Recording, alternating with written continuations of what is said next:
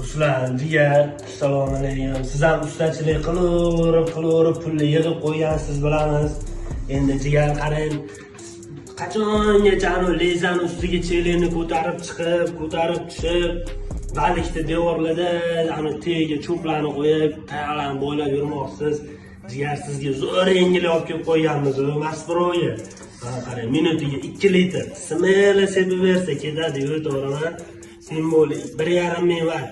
1,5 ming watt degani kuch kam degani emas, jigar ekonomishniy degani.